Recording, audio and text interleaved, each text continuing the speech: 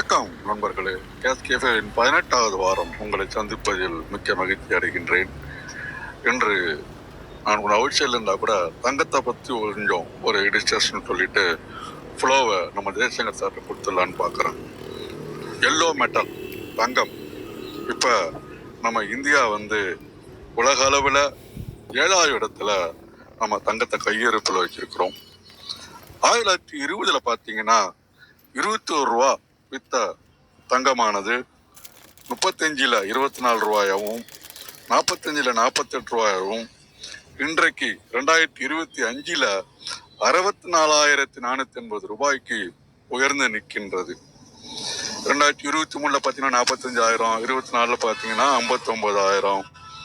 So கிட்டத்தட்ட ஒரு 105 இயர்ஸ்ல 3 டைம்ஸ் டெவலப் ஆயிருக்கு அப்படின்னு ஒரு புள்ளி விவரம் சொல்லுது.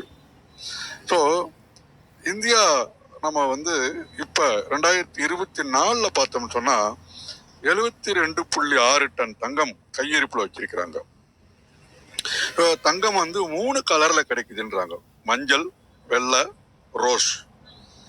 இந்த அதில் கேரட்டுன்னு பார்த்தீங்கன்னா 9 கேரட்டு சொல்லக்கூடிய விஷயங்கள், 10 கேரட்டு, 14 கேரட்டு, 18 கேரட்டு, அப்புறமா 22 கேரட்டு, சுத்தமானது 24 கேரட்டு. இதில் அதிகமான காம்பினேஷன் பார்த்தீங்கன்னா கோல்டு, சில்வர், செம்பு, துத்தநாகம், பல்லேடியம் அப்படின்ற மெட்டீரியல் பொதுவாக கலக்குறாங்க.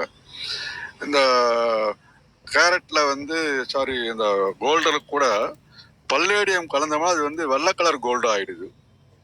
துத்தநாகம் சேர்த்தோம்னா அது மஞ்சள் கலர் ஆகுது அப்படின்னு சில புள்ளி விவரங்கள் சொல்லுகின்றன.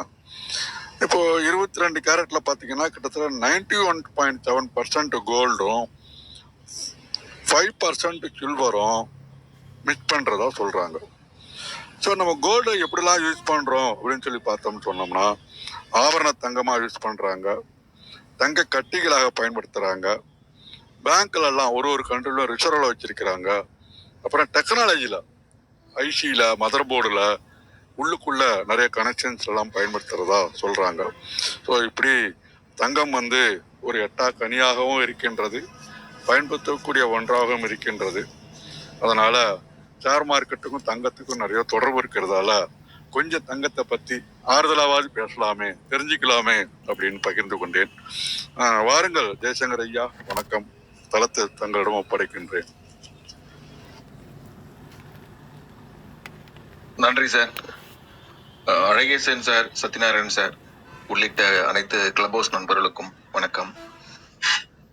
சார் நம்ம தங்கத்தை பத்தி பேசணும்னு ஒரு லீட் எடுத்து கொடுத்துட்டாருன்னு நினைக்கிறேன். சரி, நம்ம வரும் வாரங்கள்ல ஒரு வாரத்துல தங்கத்தை பத்தி ரொம்ப எலாபரேட்டா பேசிடலாம். நல்லது நண்பர்களே. ஸோ இந்த வாரம் நம்ம மிட் கேப் ஸ்டாக்ஸும் மிட் கேப் ஒரு 2 மியூச்சுவல் ஃபண்டும் நம்ம டிஸ்கஸ் பண்றதா சொல்லியிருக்கோம். ஸோ நம்ம அதை பத்தி பேசலாம். அதுக்கு முன்னாடி அஸ் யூஷுவல் நம்ம இந்த வாரம் நடந்தது, அதாவது சென்ற வாரம் நடந்த விஷயங்கள், உலக அளவிலையும் சரி நம்ம நாட்டு அளவிலையும் சரி நடந்த முக்கியமான விஷயங்கள் நம்ம ஒரு பிரீஃபா பார்த்துடலாம். ஓகே. ஸோ சென்ற வாரத்துல மிக முக்கியமான விஷயமா இடம்பெற்றது பிஎம் உடைய யூஎஸ் விசிட். ஸோ ட்ரம்ப், அவரை யூஎஸ் பிரசிடென்ட் ட்ரம்ப்பை மீட் பண்ணது. ஸோ அப்படி பார்க்கும்போது அங்க சில பெருமைத்தக்க விஷயங்கள் நடக்கல அப்படின்னு சொல்லிட்டு சொல்லப்படுது. இது எல்லாமே நம்ம கலெக்டட் நியூஸ், நம்ம தனிப்பட்ட நியூஸ் எதுவும் கிடையாது. ஸோ அதில் ஸோ இந்தியாவை பற்றி விமர்சனம் பண்ணியிருக்காரு அவர் ட்ரம்ப். ஸோ அதே மாதிரி 25% ஒரு extra tariff additional tariff steel and aluminium இம்போர்ட்டுக்கு கொடுத்துருக்காரு. ஸோ அதனால அந்த ஸ்டீல் அண்ட் அலுமினியம் எக்ஸ்போர்ட் பண்ற கம்பெனிஸ், அதாவது யூஎஸ்க்கு எக்ஸ்போர்ட் பண்ற கம்பெனிஸ்க்கு ஒரு சின்ன பிரச்சனை இருக்கும். ஸோ நம்மளோட நிறைய கன்ஸ்ட்ரக்ஷன்ஸ், நிறைய இதெல்லாம் ஸ்டீல் அலுமினியம் பேஸ் பண்ணி இருக்குது. ஸோ இதுல உங்க இம்போர்ட் எக்ஸ்போர்ட் டேக்ஸ் அதிகமா கொடுக்குறாங்க அப்படின்னு சொன்னோம்னா, அதாவது நம்ம அமெரிக்கால இறக்குமதி பண்ணும்போது அவங்களுக்கு நிறைய டாக்ஸ் செலுத்த வேண்டி இருக்குது. அப்படி இல்லைன்னா நம்ம இங்கேருந்து ஏற்றுமதி பண்ண முடியாது. ஏன்னா இறக்குமதிக்கு உண்டான அமெரிக்க வரி அதிகமா இருக்குது, 25% அதிகப்படுத்தியிருக்காங்க. ஸோ அது அந்த ஸ்டீல் இண்டஸ்ட்ரீஸ்லயும் அலுமினியம் இண்டஸ்ட்ரீஸ்லயும் ஒரு மேஜரான சுணக்கத்தை ஏற்படுத்தும். ஸோ நிறைய விஷயங்கள்ல வந்து இந்த மாதிரி டேரிஃப் வந்து ஒரு மாதிரி அதிகப்படுத்தியிருக்காரு. ஸோ இந்த உலகளாவிய விஷயங்கள்ல வந்து ஒரு பேச்சு பொருளாவே இருக்குது அது. ஸோ அதே மாதிரி மற்ற நாடுகள்ல ஃபோர்ஸ் பண்ணியிருக்காரு, நீங்க வந்து உங்களுடைய நாட்டு இறக்குமதி வரியை நீங்க குறைக்கணும் அப்படின்னு சொல்லிட்டு. ஸோ அது ரெண்டுமே கொஞ்சம் ஒரு பெரிய பிரச்சனை தான். அப்படின்னா நம்ம ஏற்றுமதி வந்து அதிகமான விலை வைக்கணும், நம்ம இறக்குமதிக்கும் நிறைய ரிலாக்ஸ் பண்ணணும் அப்படின்னு சொல்லும்போது நம்ம ரெண்டு விதத்திலையும் பாதிப்படைகிறோம். நம்ம ஏற்றுமதியிலையும் நம்ம வந்துட்டு லாஸ் ஆகிறோம், நம்ம வெளிநாட்டுல இருந்து இறக்குமதி பண்ணும்போதும் டாக்ஸ் போடாம ரிலாக்ஸ் பண்றதுனால நமக்கு அங்கேயும் நம்ம ரெவென்யூ லாஸ் இருக்குது. ஸோ இது கொஞ்சம் கன்சிடர் பண்ணிக்கணும். ஸோ அதே மாதிரி ஒரு 41.5 லட்சம் கோடிக்கு வந்து ஒரு அக்ரிமெண்ட் போட்டிருக்குதா சொல்லிட்டு இருக்கிறாங்க. ஸோ இது அக்ரிமெண்ட் எப்படின்னா, அந்த இம்போர்ட் எக்ஸ்போர்ட் ரெண்டுமே சேர்த்து இவ்வளோ டிரான்சாக்ஷன் நடக்கும் 2030 அப்படின்னு சொல்லிட்டு அமெரிக்காவுக்கும் இந்தியாவுக்கும் நடுவில் ஒரு ஒப்பந்தம் போடப்பட்டிருக்குது. ஸோ இது வந்து போன வருடம் நவம்பர் வரைக்கும் இது வந்து 21 லட்சம் கோடியா இருந்தது. ஸோ இப்போ வந்து 41.5 லட்சம்ங்கிறது பெருசு. பட் இது யாருக்கு பெனிஃபிட்ன்றது தான் இங்க விஷயமே. ஸோ இது வரைக்கும் பார்த்தீங்கன்னா நம்ம தான் கொஞ்சம் ஹையர் சைடு இருந்தோம். நம்ம நிறைய எக்ஸ்போர்ட் பண்ணியிருந்தோம், அமெரிக்காலேருந்து கொஞ்சம் கம்மியாக தான் இம்போர்ட் பண்ணியிருந்தோம். ஸோ இது வந்து ட்ரம்ப்புக்கு வந்து அவரோட நாட்டு உள் விவகாரத்தையும் நல் விவகாரத்தை தானே வந்துட்டு முன்னிலைப்படுத்துவார். அது எங்களுக்கு சரி வரல அப்படின்னு சொல்லியிருக்காரு. ஸோ அதை பற்றி பார்ப்போம். பிகாஸ் இப்பவே வந்து நம்ம ஹார்லி டேவிட்சனோட பைக்கை வந்து இம்போர்ட் பண்ணுறதுக்கு நிறைய ரிடக்ஷன் பண்ணியிருக்காங்க. ஒரு விஸ்கி கூட வந்துட்டு 50% குறைச்சிருக்காங்க. அது வந்து ஒரு பேசும் பொருளாக இருக்குது.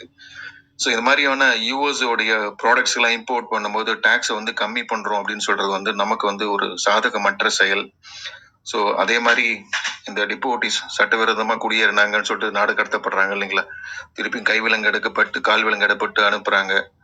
ஸோ அதுவும் வந்து ஒரு சரியான இதுவா இல்லை. நம்ம இந்தியாவோட ரியாக்ஷன் ஓவர் யூஎஸ்ஏ வந்து கொஞ்சம் ரொம்ப சாஃப்டாகவும், இன்னும் சொல்ல போனா ஒண்ணுமே இல்லை அப்படிங்கிற மாதிரி இருக்கிறது நம்ம நாட்டுக்கு அது சரியானதா படவே இல்லை. இது மிகப்பெரிய வல்லுநர்களின் கருத்து இது.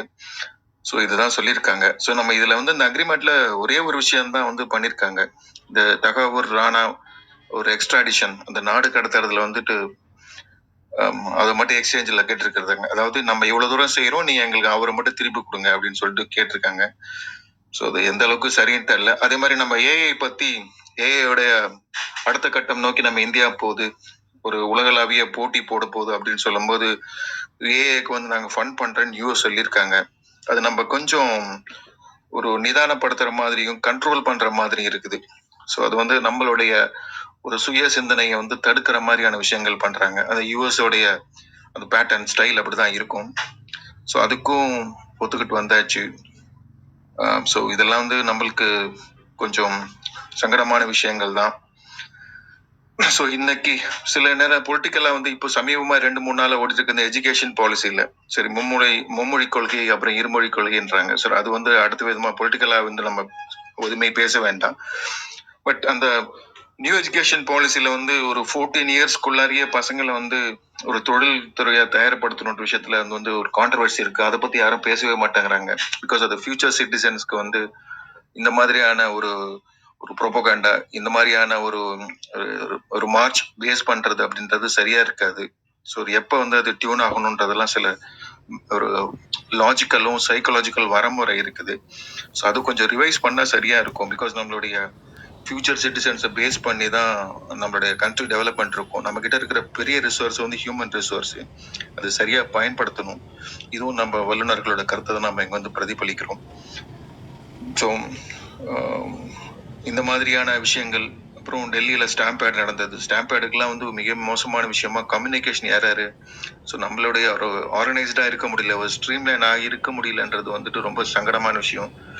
ஸோ அதில் வந்து அன்ரிசர்வ்டு கம்பார்ட்மெண்ட்ஸுக்கு 1500 டிக்கெட் கொடுத்துருக்காங்க. 2 ட்ரெயினுக்கு வந்து எப்படி அதை வந்து அக்குமுலேட் பண்ண முடியும்னு தெரியல. ஸோ நம்ம வந்து ஒரு அட்மினிஸ்ட்ரேஷன்ல இன்னும் கொஞ்சம் பூரா இருக்கும் அப்படின்றது வந்து இது காட்டுது. ஸோ அது மாதிரி 50 கோடி பேர் வந்து கும்பமேளால ஹோலி பாத் எடுத்துருக்குறோம். இதெல்லாம் இந்த வாரத்தோட மிகப்பெரிய ஒரு நியூஸ் வந்துட்டு. ஸோ எப்படி இருக்குன்னு பார்ப்போம். ஸோ மிக முக்கியமா 2022 வந்து ஒரு ஒரு பிட்காயின், ஒரு கிரிப்டோ கரன்சி பிட்காயின் மாதிரி பிட் கனெக்ட்னு சொல்லிட்டு ஒரு விஷயத்தை கண்டுபிடிச்சி மாட்டினாங்க. சதீஷ் அப்படின்னு சொல்லிட்டு ஒருத்தர் வந்துட்டு பிடிச்சாங்க, குஜராத்தை சேர்ந்தவர். ஸோ அவங்க வந்து மாசம் 40% நான் உங்களுக்கு கொடுக்குறேன்னு சொல்லியிருக்காங்க. ஒரு வருஷத்துல வந்து 37 மடங்கு வந்து டெவலப் ஆயிருக்கு அப்படின்லாம் சொல்லி அப்போ ப்ராமிஸ் பண்ணப்பட்டு அரெஸ்ட் ஆகப்பட்டவர். இப்போ அது வந்து சொல்லியிருக்காங்க. அந்த மாதிரி பணம் எல்லாம் அவர் வந்து புதுசா ஜாயின் பண்றவங்கள்ட்ட வாங்குற பணத்தை தான் பழசா இருந்தவங்களுக்கு கொடுத்துருக்காங்க. இந்த ஒரு மணி சர்க்குலேஷன் தான் நடந்திருக்குது. இது ஒரு பொன்சி ஸ்கீம் அப்படின்னு சொல்லிட்டு சொல்லப்படுது. ஸோ அதனால இந்த மாதிரி கிரிப்டோ கரன்சிஸ் MLM மாதிரியோ இல்ல இந்த மாதிரியான ஒரு ட்ரேடிங்ல மாட்டிக்கிறவங்கள திருப்பியும் வந்து ஒரு நிதானப்படுத்திக்கிறது, செக் பண்ணிக்கிறது அப்படின்றது ரொம்ப முக்கியம். Because basically we are driven by emotions. வந்து நம்மளுக்கு நடக்கிற எல்லா விஷயங்களுக்கும் மிக பெருசா காரணமா இருக்கிறது நம்ம எமோஷனல் டிசிஷன் வச்சிருக்குமே தவிர ஒரு வேல்யூ பேஸ்டு டிசிஷன், ஒரு எத்திக் பேஸ்டு டிசிஷன், ஸோ வந்து அந்த மாதிரியான ஒரு நாலேஜ் பேஸ்ட் டிசிஷன்லாம் நம்ம பண்றது இல்லை. ஸோ ஏதோ ஒரு இடத்துல எமோஷனலா தான் நம்ம டிசிஷன் எடுக்கிறோம். ஸோ இதெல்லாம் கொஞ்சம் நம்ம மாத்திக்க வேண்டிய கட்டாயம் இருக்கு. ஓகே, சரி. ஸோ இதுதான் நம்ம இந்த வாரத்துல நம்ம ஒரு மோரார்லஸ் வந்து ஒரு விஷயம் தெரிஞ்சுக்கிறது. ஸோ ஒரு 5 சிப் ஃபேக்டரிஸ் வந்துட்டு இந்தியாவில் வரப்போகுது அப்படின்றாங்க. ஸோ அது வந்து என்ன மாதிரியான ஒரு இம்பேக்டை கொடுக்கும் அப்படிங்கிறது போக போக தெரியும். ஸோ நம்மளுக்கு உண்டான பிஸ்னஸ் எப்படி இருக்கு, ஸோ நம்மளுக்கு உண்டான ரிசப்ஷன் எப்படி இருக்கு, ஸோ அந்த சிப்ஸ் எல்லாம் வந்து மார்க்கெட்ல என்ன மாதிரியான ரோல் பிளே பண்ண போது ரிலையபிளா இருக்கு அப்படின்றதெல்லாம் போக போக தெரியும். ஓகே, ஸோ இப்போ நம்ம அதை தாண்டி ஸோ நம்ம டாபிக் வந்துடலாம். நம்ம இந்த வாட்டி போன வாரம் நம்ம லார்ஜ் கேப்பை பத்தி பார்த்தோம். ஸோ இந்த வாரம் வந்து மிட் கேப்பை பத்தி பார்க்கலாம். ஓகே, ஸோ ஒரு mid cap, large cap, small cap அப்படின்னு சொல்லிட்டு நம்ம ஒரு பேசிக்கலா ஒரு 3 விதமா நம்ம வந்து டிஃபரன்ஷியேட் பண்ணி வச்சிருப்போம். ஸோ அதுல என்னன்னா அந்த கேபிட்டலோடைய சைஸை பேஸ் பண்ணி தான். ஸோ ஒரு கம்பெனிக்கு வந்து எவ்வளவு பெரிய கேபிட்டல் இருக்குமோ, ஸோ அந்த கேபிட்டல் பேஸ் பண்ணி தான் அந்த கம்பெனிஸ் வந்துட்டு ஒரு டிஸ்டிங்கிஷ் பண்றோம் நம்ம. ஸோ இந்த மாதிரியான கம்பெனிஸ் இந்த மாதிரி சைஸ் இருந்துச்சுன்னா மிட் கேப்பு, ஸோ இந்த மாதிரியான சைஸ் இருந்துச்சுன்னா அது லார்ஜ் கேப்பு, ஸ்மால் கேப்பு, இந்த மாதிரி டிஃபரன்ஷியேட் பண்ணி வைக்கிறோம் நம்ம. ஸோ அது மெயினாக எதை பேஸ் பண்ணி இருக்குன்னு சொன்னீங்கன்னா, இப்போ அதோடைய கேபிட்டல், ஸோ அவங்க எவ்வளோ கேபிட்டல் வச்சிருக்காங்க அதை பொறுத்து தான் அவங்க வந்து அந்த டிஃபரன்ஷியேட் பண்றாங்க. ஸோ அப்படி பார்க்க போனா ஒரு 20,000 25,000க்கு மேலே உள்ளதெல்லாம் வந்து நம்ம லார்ஜ் கேப் சொல்றோம். ஸோ அதாவது அவனுக்கு மார்க்கெட் கேபிட்டல் ரேஞ்ச், அந்த மார்க்கெட்டை வந்து அவ்வளோ கேபிட்டல் வந்து அவங்க எக்யூப் பண்ணி வச்சிருக்காங்க அப்படின்றது பேஸ் பண்ணி. ஸோ அந்த 5,000லேருந்து 20,000 அப்படின்ற ஒரு இதுக்கு எல்லாமே வந்து பார்த்தீங்கன்னா மிட் கேப்னு சொல்லிக்கிறோம். ஸோ அதே மாதிரி 2,000லேருந்து ஒரு 5,000க்குள்ளெல்லாம் ஸ்மால் கேப்னு சொல்லிக்கிறோம். ஸோ இது அப்சல்யூட்டா அப்படியே இருக்குமான்னு கேட்டீங்கன்னா அப்படி கிடையாது. அக்கார்டிங் டு மார்க்கெட் கண்டிஷன்ஸ் வந்துட்டு சில லார்ஜ் கேப் வந்து மிட் கேப் மாதிரி பிஹேவ் பண்ணும், சில மிட் கேப் லார்ஜ் கேப் மாதிரி பிஹேவ் பண்ணும். ஸோ இந்த FIS வந்து ரீஸ்ட்ரக்சர் பண்ணுவாங்க, இதெல்லாம் வந்து இன்வெஸ்ட் பண்ணுவாங்க. ஸோ அந்த டைம்ல வந்து அந்த கேபிட்டல் இன்க்ரீஸ் பண்ணுவாங்க, டிக்ரீஸ் பண்ணுவாங்க. அதே மாதிரி அதோடைய ரேஞ்ச் ஆஃப் ஆப்ரேஷன் அது எவ்வளவு அளவுக்கு ஸ்பீடா வந்துட்டு மார்க்கெட் கண்டிஷன்ஸ்க்கு ஏற்ற மாதிரி வந்துட்டு மாறுது, எவ்வளோ ரிலையபிளா மாறுது, இந்த ஸ்பீடை தாண்டி ரிலையபிளா மாறுது. ஸோ அந்த மாதிரிலாம் வந்து ஒரு ஒரு கம்பேரிஷன், ஒரு கரஸ்பாண்டிங் கம்பேரிசன் வச்சு பார்த்து தான் இந்த மாதிரியான கொடுப்பாங்க. ஸோ பேசிக்கலா நிஃப்டியோடைய ஃபர்ஸ்ட் 100 கம்பெனிஸ் வந்துட்டு, நிஃப்டியில் வந்துட்டு கிட்டத்தட்ட ஒரு 2,500 கம்பெனிஸ் இருக்குது. அதுல வந்து நிஃப்டியில் வந்து ஃபர்ஸ்ட் 100 கம்பெனிஸை வந்து லார்ஜ் கேப்னு சொல்லுவாங்க, அந்த ரேங்கிங்ல இருக்கிற கம்பெனிஸை. ஸோ 101லேருந்து 250 வரைக்கும் இருக்கிற கம்பெனிஸ் வந்து மிட் கேப் கம்பெனிஸ்ன்னு சொல்லுவாங்க. ஸோ 250லேருந்து மீதி உள்ள கம்பெனிஸ் எல்லாம் ஸ்மால் கேப் கம்பெனிஸ் அப்படின்னு சொல்றது. ஓகேங்களா, அதாவது ஃபர்ஸ்ட் 100 கம்பெனிஸ் ஒரு லார்ஜ் கேப். இதெல்லாம் சும்மா ஒரு பேசிக்கா நம்ம வந்துட்டு பண்ணிக்கிறது. மிட் கேப்ன்றது 101லேருந்து 250. ஸோ இதுக்குள்ள சின்ன சின்ன சேஞ்சஸ் இருக்கும், ஒரு சின்ன சின்ன வேரியேஷன்ஸ் இருக்கும். சில நேரத்தில் மிட் கேப் லார்ஜ் கேப் மாதிரி ஆக்ட் பண்ணும், சில நேரத்தில் லார்ஜ் கேப் மிட் கேப் மாதிரி ஆக்ட் பண்ணும். பட் ஸ்மால் கேப் எப்பவுமே ஸ்மால் கேப் மாதிரி தான் இருக்கும்.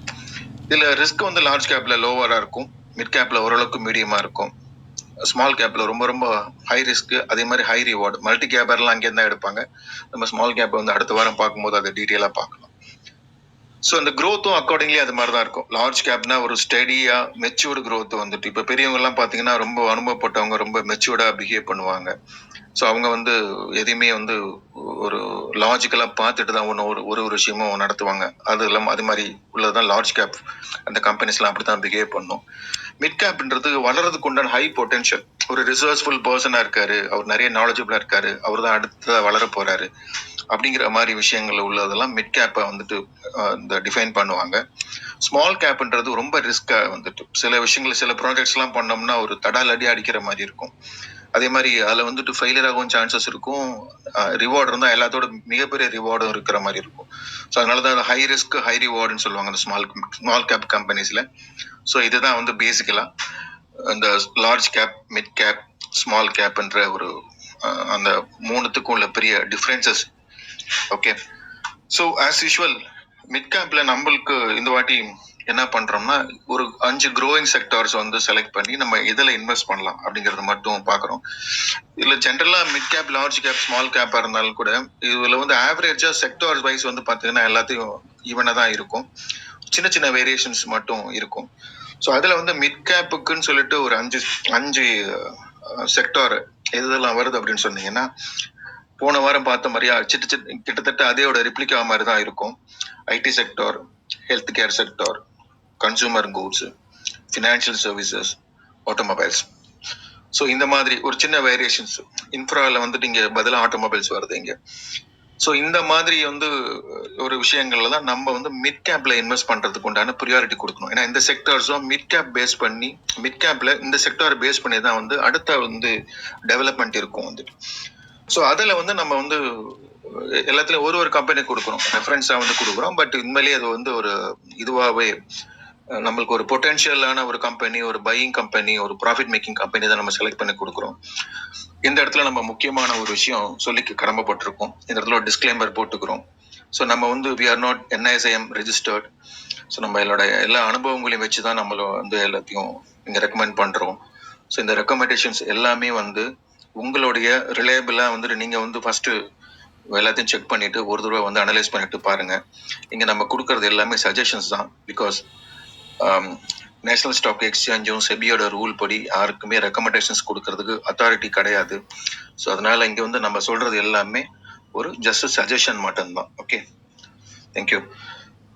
ஸோ இதுல வந்து நம்ம ஐடி செக்டார்ல ஒரு மேஜரான கம்பெனியா நம்ம வந்துட்டு ஃபர்ஸ்ட் ப்ரியாரிட்டியை கொடுக்க போறது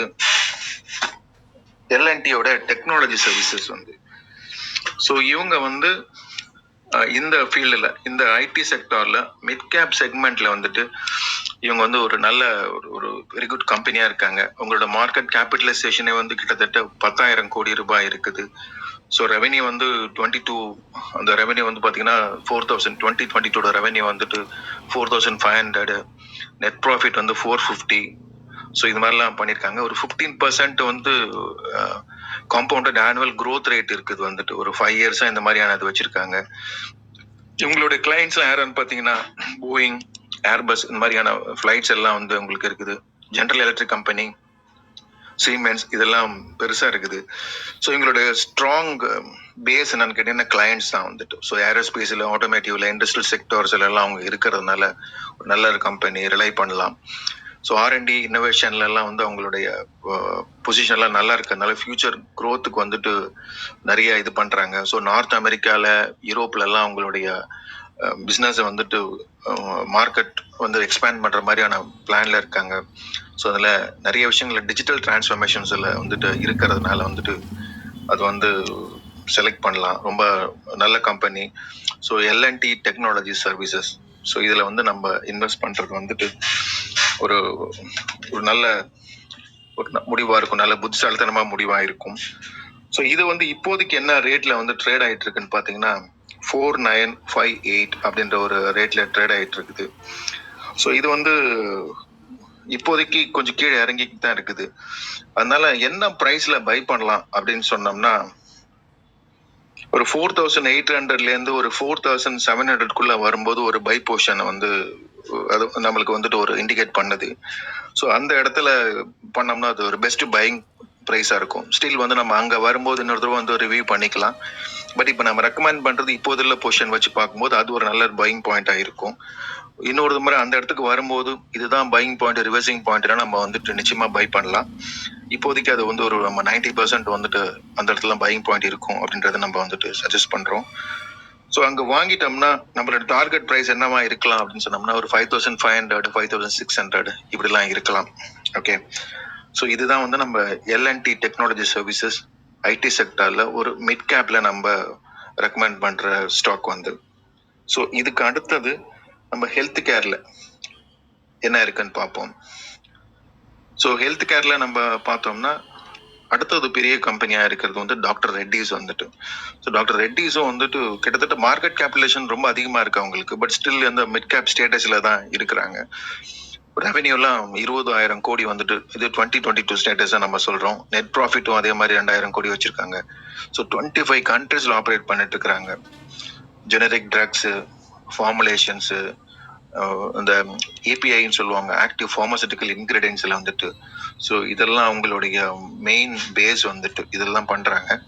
அவங்க சிஏஜிஆர் வந்து பாத்தீங்கன்னா ஒரு 10% இருக்குது வந்துட்டு. ஓகே, ஸோ அவங்களுடைய மார்க்கெட் வந்து யூஎஸ், இந்தியா, யூரோப், ரஷ்யால இப்படிலாம் வந்துட்டு வச்சிருக்காங்க. ஸோ அவங்க வந்து ஜெனரிக் ட்ரக்ஸ்லயும் நிறைய ஒரு ஃபார்முலால வந்துட்டு பெரிய பெரிய காம்ப்ளெக்ஸ் ஃபார்முலாலாம் அவங்களுக்கு தனிப்பட்ட பாடு அப்படின்வாங்க இல்லைங்களா, அந்த மாதிரியான விஷயம். ஸோ திருப்பி இவங்களும் பார்த்தீங்கன்னா யூஎஸ்லயும் யூரோப்லயும் வந்துட்டு ஒரு மார்க்கெட் எக்ஸ்பேன்ஷன் பிளான் பண்ணியிருக்காங்க. ஸோ இவங்களுடைய மெயினான விஷயம் என்னன்னு கேட்டீங்கன்னா ரெட்டி வந்து ஆர்என்டியில் வந்துட்டு அவங்க நிறைய இன்வெஸ்ட் பண்ணுறாங்க. ஸோ அதில் வந்து அவங்க புதுசான வந்துட்டு ஒரு விஷயம்லாம் கொண்டு வராங்க. அதனால வந்து ஒரு நல்ல டெவலப்பிங் கம்பெனியாக இருக்கும் வந்துட்டு. ஸோ அதே மாதிரி வந்து அக்வஸ்டேஷன்லாம் பிளான் பண்ணுறாங்க. ஸோ நிறைய கம்பெனிஸை கைப்பற்றுறது, பார்ட்னர்ஷிப்பில் கொண்டு போகிறதுலாம். ஸோ இதெல்லாம் இந்த கம்பெனிக்கு மேலே வந்துட்டு ஒரு நல்ல ஒரு குட்வில் சம்பாரிச்சு கொடுக்குது. ஸோ நம்ம கொஞ்சம் பார்த்துட்டே இருந்து பண்ணோம்னா ஒரு நல்ல வந்து ரெட்டிஸ் வந்து நம்மளுக்கு ஒரு முட்டையிடும் வாத்து மாதிரி கூட நம்மளுக்கு அறியப்படலாம். ஸோ இது வந்து இப்போ ட்ரேட் ஆகிட்டு இருக்கிற விலை பார்த்தீங்கன்னா இதுவும் 1197 இருக்குது. ஸோ 197 வந்துட்டு ஒரு நல்ல ஒரு ப்ரைஸ் வந்துட்டு ரிஃப்ளெக்ட் ஆகும்போது நம்மளுக்கு எப்படி காட்டுதுன்னு சொன்னோம்னா இன்னும் கொஞ்சம் கீழே இருக்குன்னா நல்லா இருக்கும் அப்படிங்கிற மாதிரி. பெஸ்ட் பை ப்ரைஸ் அப்படின்றது ஒரு 1150 ஒரு 1100 வரும்போது வந்துட்டு இன்னும் ஒரு 40 ரூபா 100 ரூபாய் அப்படி குறைஞ்சதுன்னா வச்சுக்கோங்களேன். சாரி, இன்னும் 197 இல்லைங்களா? ஆமா, ஒரு 50 ரூபா ஒரு 100 ரூபாய் குறைஞ்சதுன்னா அது ஒரு நல்ல பை ப்ரைஸா இருக்கலாம். அப்ப வெயிட் பண்ணி வாங்கலாம் அப்படின்னு சொல்லியிருக்காங்க. ஸோ இதோடைய பெஸ்ட் டார்கெட் என்ன அப்படின்னு சொன்னோம்னா 1250, 1300, 1375 இதெல்லாம் நல்ல டார்கெட்ஸா இருக்குது. ஸோ இதுதான் வந்து இதோடைய இந்த டெக்னிக்கல் ரிஃப்ளெக்ஷன் வந்துட்டு பண்றது. நான் டெக்னிக்கலா தான் நம்ம பை பண்றதுக்கு சான்ஸ் எடுத்துக்கணும். ஸோ நம்ம அனலைஸ் பண்றதுக்கு ஃபண்டமெண்டலா எடுத்துக்கணும். ஒரு கம்பெனி எப்படி இருக்குன்றது, எங்க பை பண்ணுன்றது டெக்னிக்கலா மட்டும்தான் வந்து சொல்ல முடியும். ஸோ அப்படி பார்க்கும்போது இந்த 1150, 1100 பிரைஸ் வந்துட்டு நல்லா இருக்கும். ஸோ இதை வந்து நம்ம கொஞ்சம் வெயிட் பண்ணி கூட எடுக்கலாம். ஸோ அடுத்தது நம்ம பார்க்க வேண்டியது கன்சூமர் கூட்ஸ்ல வந்துட்டு இன்னைக்கு வந்து கோத்ரேஜ் வந்துட்டு ரொம்ப பெருசா இருக்கிறாங்க. ஸோ அதுலயும் வந்து பாத்தீங்கன்னா அவங்களுடைய மார்க்கெட் பொட்டன்ஷியலும் நல்லாவே இருக்குது வந்துட்டு. ஸோ அவங்களும் பார்த்தீங்கன்னா கிட்டத்தட்ட 40,000 crores எல்லாம் வச்சிருக்காங்க. So 10,000 crore revenue, 1,200 net profit அதெல்லாம் வச்சிருக்காங்க. ஸோ அவங்களும் வந்து 12% சிஏஜிஆர் கொடுத்துருக்காங்க. அவங்களோட மார்க்கெட்டும் இந்தியா, இந்தோனேஷியா, ஆப்பிரிக்காலெல்லாம் இருக்குது. கிட்டத்தட்ட உலகளாவிய 60 கண்ட்ரீஸ்ல வந்துட்டு அவங்களுடைய பிசினஸ் ஆப்ரேஷன் ஓடிட்டு இருக்கிறது. Okay, personal care products, hair care products, home care products இது எல்லாமே வந்து கோத்ரேஜ் பத்தி எல்லாத்துக்கும் தெரியும் வந்துட்டு. அது ஒன்றும் பெரிய இது இல்லை. அவங்களுடைய மெயின் பேஸ் என்னன்னு கேட்டீங்கன்னா அவங்களோட பிராண்ட் வேல்யூ தான். அதுலயும் பாத்தீங்கன்னா ரொம்ப மிகப்பெரிய பிராண்ட் வந்துட்டு சிந்தால், அந்த கோத்ரேஜ் எக்ஸ்பர்ட் அப்படின்னு சொல்லிட்டு அந்த விலை வராங்க இல்லைங்களா. அதுல குட் நைட் வந்து அந்த மஸ்கிட்டோ மேட்டு, மஸ்கிட்டோ அந்த ரிப்பலண்ட் எல்லாம் இருக்குது இல்லையா, அதெல்லாம் வராங்க. ஸோ இந்தோனேஷியாலையும் ஆப்பிரிக்காலையும் இந்த மார்க்கெட் வந்துட்டு பெருசா கொண்டு போக ட்ரை பண்றாங்க. ஸோ இவங்களும் இன்னோவேஷன்ஸ் R&D எல்லாம் வந்து நிறைய இன்வெஸ்ட் பண்ணிட்டு இருக்கிறாங்க. ஸோ மெயினா வந்து என்ன பண்றாங்கன்னா இவங்க வந்து ஒரு மாதிரி ஒரு ஃப்ரெண்ட்லியா இருக்கணும்னு பாக்குறாங்க. ஒரு என்விரான்மெண்டல் ஃப்ரெண்ட்லியா இருந்து பண்ணும்போது நம்மளுடைய ப்ராடக்ட்ஸுக்கு வந்துட்டு ஒரு பெரிய ஒரு ஒரு நல்ல ஒரு ரிலையபிலிட்டி கிடைக்கும், ஒரு நல்ல ஒரு இம்ப்ரெஷன் கிடைக்கும் அப்படின்னு சொல்லிட்டு பண்றாங்க. ஸோ அதனால வந்து இவங்களுடைய ஐடியாஸ் எல்லாம் பார்க்கும்போது இதுவும் வந்துட்டு ஒரு வெரி வர்த் டு பை அப்படின்ற மாதிரி தான் சொல்லிக்கணும். ஸோ இவங்களுடைய ரேட் பார்த்தீங்கன்னா 1056ல இப்போ இருக்கிறாங்க. 1056 வந்துட்டு இது ஒரு நல்ல ப்ரைஸ் தான் பை பண்றதுக்கு. பட் ஸ்டில் வந்து என்னன்னு கேட்டீங்கன்னா இது இன்னும் கொஞ்சம் கீழே போனா இந்த பிரைஸ் வந்து இன்னும் கொஞ்சம் நல்ல பை ஆயிருக்கும் அப்படின்னு சொல்லிட்டு சொல்லப்பட்ட பிரைஸ் என்னன்னு கேட்டீங்கன்னா 960 வாங்கும்போது வந்து வெரி பெஸ்ட் பிரைஸா இருக்கும் அப்படின்றாங்க. பட் இப்போ கூட வந்து பாத்தீங்கன்னா இப்பயும் அது 1056லயும் வந்துட்டு இப்படியே ரைஸ் ஆக போறதுக்கும் நிறைய சான்சஸ் இருக்குது. ஸோ 960க்கு வராமலே வந்து இப்பவே ரைஸ் ஆகிறதுக்கும். ஸோ நம்ம கொஞ்சம் வெயிட் பண்ணி பார்த்து ரைஸ் ஆகுதா இல்லையான்னு சொல்லிட்டு வெயிட் பண்ணி பார்த்தோம்னா இந்த இடத்துல வாங்கிக்கலாம். அப்படி இல்லைன்னு சொன்னோம்னா 960 வந்ததுன்னா அது வெரி பெஸ்ட் ப்ரைஸ் வந்துட்டு ரொம்ப சீப் அண்ட் பெஸ்டான ப்ரைஸ் அதில் எடுத்துக்கலாம். ஸோ அதுலேயும் நம்ம வாங்கிட்டு என்னென்ன டார்கெட்ஸாக வச்சுக்கலாம்னு சொன்னோம்னா ஒரு 1180, 1270, 1350, 1500 இதெல்லாம் நம்ம டார்கெட்டை வச்சுட்டு அந்த ஹோல்டு பண்ணலாம். ஸோ இந்த ஏரியா வரும்போதெல்லாம் கொஞ்சம் கொஞ்சம் அக்குமுலேட் பண்ணி பார்க்கலாம். சரி, நம்ம திருப்பியும் ஒரு விஷயம் தப்பு பண்றோம். நிறைய பேர் வந்து ஃபாலிங் ஸ்டாக்ஸை தான் வந்து ஆவரேஜ் பண்ணுவாங்க. பட் எப்பயுமே வந்துட்டு ரைசிங் ஸ்டாக்கை வந்து ஆவரேஜ் பண்ண பாருங்க. இப்போ நம்ம சொன்ன மாதிரி 1056ல வந்துட்டு வந்துருச்சு அப்படின்னா ஓகே, 960ல வந்துச்சுன்னா நிறைய வந்து பண்ணிக்கலாம். பட் 1050ல வரும்போது திருப்பி ஒரு தடவை வாங்கிக்கலாம். 1180 டார்கெட் வச்சிருக்கோம், அங்க வந்து ரீச் ஆச்சுன்னா திருப்பி வாங்கிக்கிட்டு 1270க்கு மேல போனலாம், அங்கேயும் வந்துட்டு கொஞ்சம் வித்துட்டு கொஞ்சம் வாங்கிக்கலாம். இது மாதிரி நிறைய ஆவரேஜ் பண்ணுன்றது ஒரு பெரிய ஆர்ட் வந்துட்டு. ஸோ நம்ம தனியா ஒரு நாள் கிளாஸ் எடுக்கிற மாதிரி இருக்கும், நம்ம அதை பார்க்கலாம். ஸோ இந்த மாதிரி பண்ணோம்னா நல்லா இருக்கும். கோட்ரேஜ் வந்துட்டு நல்ல கன்சூமர் ப்ராடக்ட்ஸ் வந்து ஒரு நல்ல வந்துட்டு ஒரு பொட்டென்ஷியல் பை கொடுக்குது. ஸோ அடுத்தது நம்ம பார்க்க போகிறது ஃபினான்ஷியல் சர்வீஸில் வந்து பார்த்தீங்கன்னா ஃபெடரல் பேங்க் வந்து. ஸோ ஃபெடரல் பேங்க் ஸோ அவங்க என்ன மாதிரியான ஒரு விஷயத்த வந்து நம்மளுக்கு வந்து ஒரு ப்ராமிசிங்கான ஒரு ஃபேக்டராக கொடுக்குறாங்க அப்படின்னு சொன்னோம்னா அவங்களுடைய பொட்டென்ஷியல் வந்து 20,000 கோடி இருக்குது வந்துட்டு கேபிட்டலைசேஷன்ல. ஸோ அதனால ஃபண்டை பற்றி பிரச்சனை இல்லை. ஸோ ரெவன்யூ வந்து கிட்டத்தட்ட 8,000 கோடி எடுத்திருக்காங்க. நெட் ப்ராஃபிட் 1200 வந்து எடுத்திருக்காங்க. கொஞ்சம் growth ரேட் வந்து கம்மியாக இருக்குது, 8% CAGR. ஸோ இது வந்து ஒரு கம்மியான விஷயம் தான். பட் அவங்களுடைய மெயின் செக்மெண்ட் என்ன, ரீட்டைல் பேங்கிங் பண்ணுறது, கார்பரேட் பேங்கிங், இந்த ட்ரெஷரி ஆப்ரேஷன்ஸ் எல்லாம் நிறைய பண்ணுறாங்க.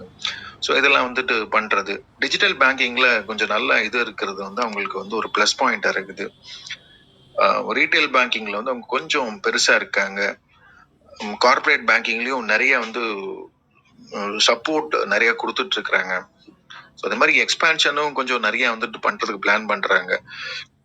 ஸோ மிட் கேப்பில் வந்துட்டு இந்த ஃபினான்ஷியல் செக்டாரில் வந்து ஒரு நல்ல வந்து ஒரு கம்பெனியாக நம்பி இன்வெஸ்ட் பண்ணுற இதுவாக வந்துட்டு ஃபெடரல் பேங்க்கை வச்சுக்கலாம். ஸோ ஒரு ஃபெடரல் பேங்க் வந்துட்டு இப்போ ட்ரேட் ஆகிட்டு இருக்குது வந்து ஒரு 181ல. ஸோ இதுவும் பார்த்தீங்கன்னா பையிங் ப்ரைஸ் வந்து நம்மளுக்கு இன்னும் சரியான இடத்துல வரல. ஸோ அந்த இடம் பார்த்தீங்கன்னா ஒரு 167, ஒரு 150ல வரும்போது நம்மளுக்கு ஒரு நல்ல பெஸ்ட் பை ப்ரைஸ் கிடைக்கும். அந்த பையிங் பாயிண்ட்ல பை பண்ணோம்னா அடுத்தது ரைஸ் ஆகும் வந்து. ஸோ அந்த டைம்ல வரும்போது ஒரு 188, 196, 205, ஒரு 215 அப்படின்றதெல்லாம் ஒரு டார்கெட் ப்ரைஸஸ் நம்ம வச்சுட்டு பண்ணலாம். இப்போ எங்கெங்கெல்லாம் நம்ம ரீச் ஆகுதோ அங்கெங்கெல்லாம் நம்ம வந்துட்டு கொஞ்சம் கொஞ்சமாக வித்துட்டு நம்ம ப்ராஃபிட் எடுத்துக்கலாம். ஸோ இதுதான் வந்து ஃபெடரல் பேங்க்ல வந்து நம்ம பண்றது. ஃபினான்ஷியல் சர்வீஸ்ல வந்து ஃபெடரல் பேங்க் வந்துட்டு மிட் கேப் செக்மெண்ட்ல ஒரு நல்ல ஒரு ஸ்டாக் வந்துன்னு சொல்லிக்கலாம். ஸோ அடுத்ததான் நம்ம பார்க்க போகிறது ஆட்டோமொபைல் செக்டார்ல வந்துட்டு டாடா மோட்டார்ஸ் வந்து பார்க்குவோம். டாடா மோட்டார்ஸோட கேபிட்டல் சைஸ்லாம் கொஞ்சம் ரொம்ப பெருசு. பட் ஸ்டில் அதோட பிஹேவியர்னால அது மிட் கேப் பொட்டன்ஷியல்ல தான் போயிட்டு இருக்கிறது வந்து. ஓகே, அப்படி பார்க்கும்போது டாடா மோட்டார்ஸ் வந்து பார்த்தீங்கன்னா ஸோ 50,000 கோடி வந்துட்டு அவங்களுடைய இது இருக்கிறது. ஸோ நெட் ப்ராஃபிட் வந்து கிட்டத்தட்ட 2,000 கோடி எடுத்திருக்காங்க. அவங்க ஆவரேஜா அவங்களுடைய சிஏஜிஆர் வந்துட்டு காம்பவுண்டட் ஆனுவல் growth ரேட் பார்த்தீங்கன்னா 10% வந்துட்டு. ஸோ அவங்க பேசஞ்சர் வெஹிக்கிள்ஸ், கமர்ஷியல் வெஹிக்கிள்ஸ் எல்லாம் வந்துட்டு அவங்க தான் நம்பர் 1 ஓடிட்டு இருக்கிறாங்க. ஸோ அதே மாதிரி எலக்ட்ரிக் வெஹிக்கிள்ஸ்லையும் இப்போ வந்துட்டு இருக்கிறாங்க வந்துட்டு. ஸோ டாடா பற்றி நம்மளுக்கு தெரியும், கிட்டத்தட்ட 50 கண்ட்ரிக்கு மேலே வந்து வச்சிருக்காங்க. ஸோ அவங்களுடைய ரேஞ்ச் வந்து டைவர்சிஃபைடாக இருக்குது, பேசஞ்சர் கார்ஸ், கமர்ஷியல் வெஹிக்கிள்ஸ், இவிஸ் அப்படின்றதெல்லாம் வந்துட்டு. ஸோ இவிஸில் நிறைய இன்வெஸ்ட் பண்ணுறாங்க. அதில் நல்ல ஒரு ரேபிட் growth இருக்குன்றதை பேஸ் பண்ணி. ஸோ போக போக தெரியும் அவங்களுக்கு வந்து டாடா வந்து எது செஞ்சாலும் விட மாட்டாங்க. ரொம்ப அந்த பெரிய ஒரு ரிசர்ச் இன்ஸ்டியூட் எல்லாம் அவங்க வச்சுட்டு அதெல்லாம் செஞ்சுட்டு மார்க்கெட் ரிசர்ச் எல்லாம் பண்ணிட்டு தான் உள்ள நுழைவாங்க. ஸோ அவங்களுக்கு வந்து அந்த கேப்பபிலிட்டி இருக்குது இன்னோவேஷன் பண்றதுக்கும் இன்டர்நேஷனல் மார்க்கெட்ல வந்து எக்ஸ்போர்ட் பண்றதுக்குன்றது யாருக்கு வேணாலும் காம்படிட் பண்ண முடியும் அவங்களால வந்துட்டு. ஸோ அதனால டாடா மோட்டார்ஸ் வந்துட்டு நம்ம நிச்சயமா வந்து ரிலை பண்ணி வாங்கலாம். ஸோ இப்போ இவங்க வந்து இப்போ 680 இருக்காங்க. இப்போ 680யும் ஒரு பையிங் ப்ரைஸ் தான். பட் அதை விட 640 வந்துச்சுன்னா வாங்கலாம். 640 வரதுக்கு நிறைய சான்சஸ் இருக்குது. அது வந்ததுக்கு அப்புறம் வந்து ஒரு 720, 800, ஒரு 990, 1120, 1160 இதெல்லாம் நம்ம டார்கெட் பாயிண்ட்ஸை வச்சுக்கிட்டு நம்ம டாடா மோட்டார்ஸ்ல வந்து இன்வெஸ்ட் பண்ணி நம்ம ட்ரேட் பண்ணலாம். ஸோ இதுதான் நம்ம வந்து மிட் கேப் ஸ்டாக்ஸை பத்தின ஒரு விஷயம் நம்ம இன்னைக்கு சொல்ல வந்திருக்கிறது. ஸோ இதுக்கப்புறம் நம்ம 2 மியூச்சுவல் ஃபண்டையும் நம்ம பார்த்துடலாம். அதுக்கப்புறம் நம்ம கேள்விகள் இருந்ததுன்னா நம்ம வந்துட்டு கேட்கலாம். பட் அந்த மிட் கேப் ஃபண்டையும் நம்ம வந்து மியூச்சுவல் ஃபண்டையும் பார்த்துடலாம். இதுல இருந்து அந்த மிட் கேப் ஃபண்டு இந்த மாதிரியான மிட் கேப் கம்பெனிஸ்ல இன்வெஸ்ட் பண்ற மாதிரி கொஞ்சம் நமக்கு ரிஸ்க் வந்துட்டு கம்மியா இருக்கிற மாதிரி. ஸோ அப்படி பார்க்க போனோம்னா ஃபர்ஸ்ட் வந்து நம்ம HDFCயோட மிட் கேப் ஆப்பர்ச்சுனிட்டிஸ் ஃபண்ட் அப்படின்னு சொல்லிட்டு நம்ம பார்க்குறோம். ஸோ ஒரு நல்ல லாங் டேர்முக்கு ஒரு 10 இயர்ஸ்க்குலாம் வந்துட்டு பண்ணோம்னா வந்துட்டு நல்லா இருக்கும்னு சொல்லிட்டு. ஸோ இதோட ஃபண்ட் மேனேஜர் வந்து பிரசாந்த் ஜெயின்னு சொல்லிட்டு இருக்காரு. Very powerful personality. ஸோ இந்த ஃபண்ட் மேனேஜரோட பேஸ் பண்ணி தான் வந்து கம்பெனிஸ் வந்து பெர்ஃபார்ம் பண்ணும். ஸோ இந்த ஆப்பர்ச்சுனிட்டி ஃபண்டோடைய இப்போதைக்கு நெட் அசெட் வேல்யூ வந்து 150 ரூபாய் கிடைக்குது. எக்ஸ்பென்சஸ் ரேஷியோ வந்து 1.5 தான்.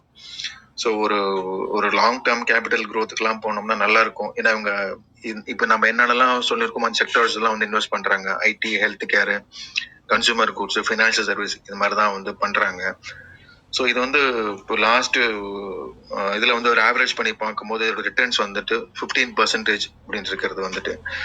ஸோ இந்த 15% ஆவரேஜ்ன்றது ஒரு நல்ல ஒரு ரிட்டர்ன் வந்துட்டு. ஸோ ஒரு 10 வருஷம் பண்ணலாம்னு சொல்லிட்டு பார்க்குறவங்களுக்கு இந்த HDFC mid cap opportunities fund வந்துட்டு ரொம்ப நல்லா வந்துட்டு ஒரு இருக்கும். இப்போ இதில் வந்து ஒரு எக்ஸாம்பிளாக ஒரு 10,000 rupees நம்ம வந்துட்டு இதில் இன்வெஸ்ட் பண்ணோம்னா ஒரு 10 வருஷத்துக்கு ஒரு 15% இப்போ நம்ம இப்போ என்ன பெர்ஃபார்மன்ஸ் கொடுத்துட்டு இருக்கோம் இதே மாதிரி போணுச்சுன்னு சொன்னோம்னா ஸோ நம்மளுடைய கார்பஸ் வந்து ஒரு 10 years கழிச்சு வந்துட்டு ஒரு 50 lakhs வர சான்சஸ் இருக்கு. ஸோ இது வந்து 15% வச்சு பார்க்கும்போது ஸோ அதனால வந்து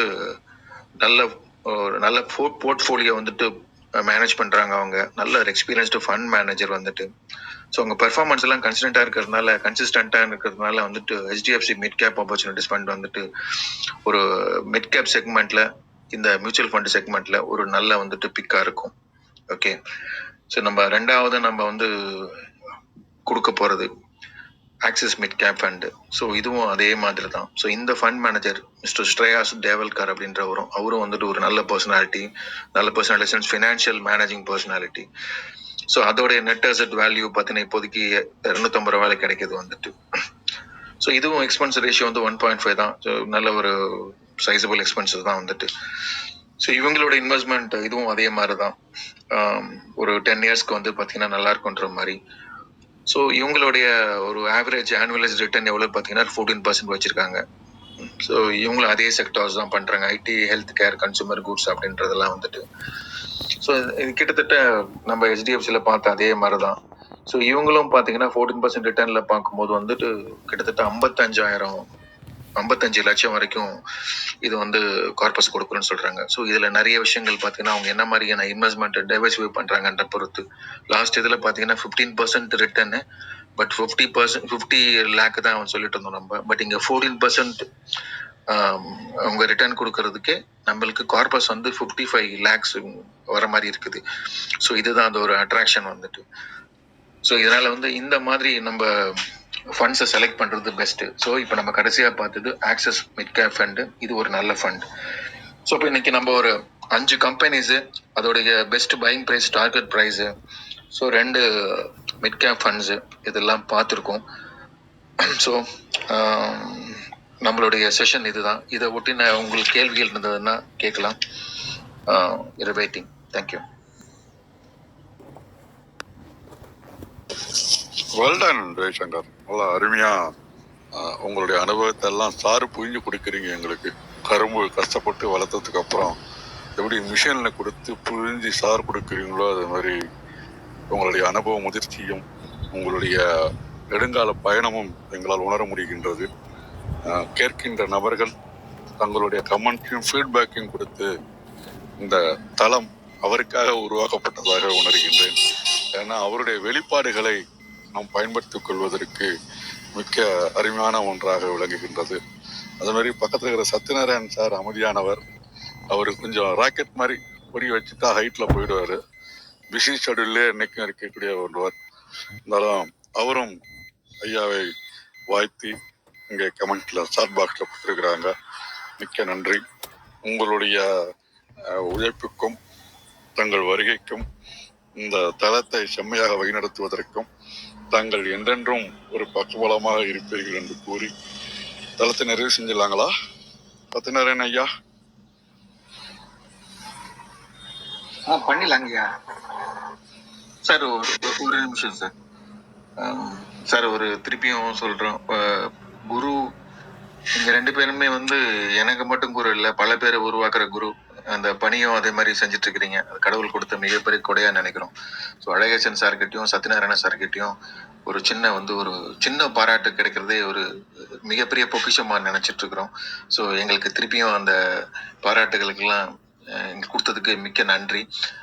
இதுக்கு உண்டான டிசர்வேஷன் என்னைக்கும் நாங்கள் கீப் பண்ணணும். அதுக்கேற்ற மாதிரி அப்டேஷன்ஸு, ஸோ கிளாரிட்டி இதெல்லாம் நாங்கள் கொடுப்போன்றது நிச்சயம் நம்புகிறோம். கடவுள் அருள் கிடைக்கும்னு நினைக்கிறோம். நன்றி அழகேசன் சார், நன்றி சத்யநாராயணன் சார். சார் டவுட்ஸ் இல்லைன்னா தளத்தை நிறைவே பண்ணிக்கலாம் சார். நன்றி நன்றி நன்றி. ரொம்ப அடக்கமாவே பயணிக்கிறீங்க. உங்களுக்கு நல்ல ஒரு எதிர்காலம் நீங்க நாளா கேட்டுட்டு இருந்ததுல இருக்கின்றது. நிறைய புத்தகங்கள் வாயிலாகவும் அந்த மாதிரி தளங்கள் வாயிலாகவும் தாங்களும் தங்கள் டாக்டரும் நல்ல ஒரு இடத்தை பெறுவீர்கள் என்றது எங்களுடைய உள்ளார்த்தமான ஆழ்ந்த அழுத்தமான நம்பிக்கையும் மனப்பூர்வமான பாராட்டுக்களையும் தெரிவித்துக் கொள்கின்றோம். மீண்டும் அடுத்த வாரம் சிந்திப்போம், செயல்படுவோம். நன்றி, வணக்கம். தளம் நிறைவேறுகின்றது.